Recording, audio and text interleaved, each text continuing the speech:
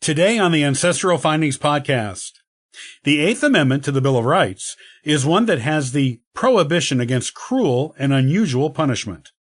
This is what the Eighth Amendment tells us about our protections.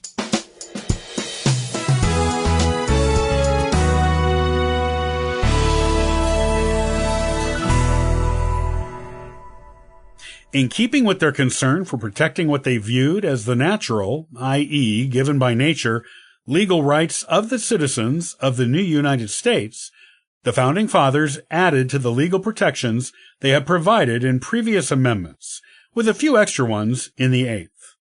This amendment is well known for its prohibition on cruel and unusual punishment, but it also has a few other things to say. It is a short amendment, coming in at just a one-line sentence. Yet, the protections that are packed into that simple amendment are important to the people in this country, even into modern times. The Eighth Amendment. Excessive bail shall not be required, nor excessive fines imposed, nor cruel and unusual punishments inflicted. What does it mean? This is another amendment that takes some of the abuses of the English judicial system that the Founding Fathers saw, and that some of them and their families experienced, and improves upon them to protect the people of their own new nation.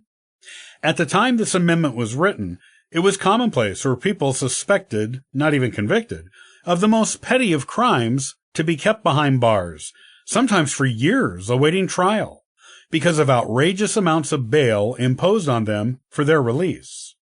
Judges knew these common people likely could not pay the bill, and the bail ordered was definitely completely out of proportion for the crime supposedly committed. The Eighth Amendment prohibits excessive bail. Unfortunately, it does not spell out what excessive bail is considered to be, thus leaving it up to each individual judge to decide for him or herself. The U.S. Supreme Court has not yet made a ruling on their interpretation of what constitutes excessive bail. So, while our implementation of this amendment may not be perfect today, the fact that the Founding Fathers decided it was something important to protect us against is significant. It is still an issue today, but maybe not as much of an issue as it would have been without this constitutional protection. In the same vein as the prohibition on excessive bail, the Founding Fathers also struck a prohibition on excessive fines into this amendment. This was because the fines imposed for any crime, no matter how minor, could bankrupt a family in England, and the person was often not allowed to be released from jail until the fine was paid. This is, after all, the country that only a century before had made condemned prisoners pay their executioner out of their own pocket. The Founding Fathers wanted to protect their people against this scenario. Like with prohibition on excessive bail, there is no explanation of what is considered excessive, but it is a better protection than other countries had at the time, and that even some of them have today. Finally, there is the prohibition against cruel and unusual punishments for those convicted of crimes.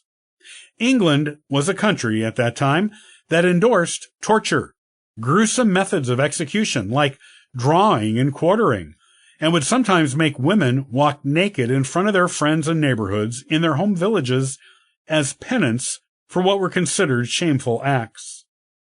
The Founding Fathers wanted any punishments that were deemed necessary to be humane, without any creativity employed in discovering just how painful or demeaning a punishment could be.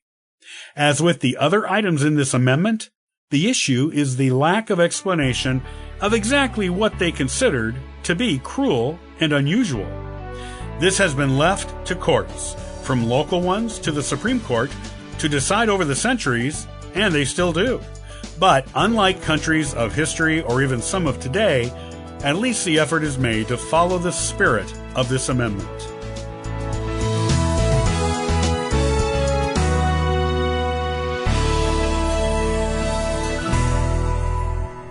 Thanks for listening to the Ancestral Findings podcast.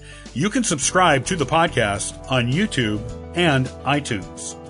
Also, check out ancestralfindings.com for free genealogy lookups, ebooks, and weekly giveaways.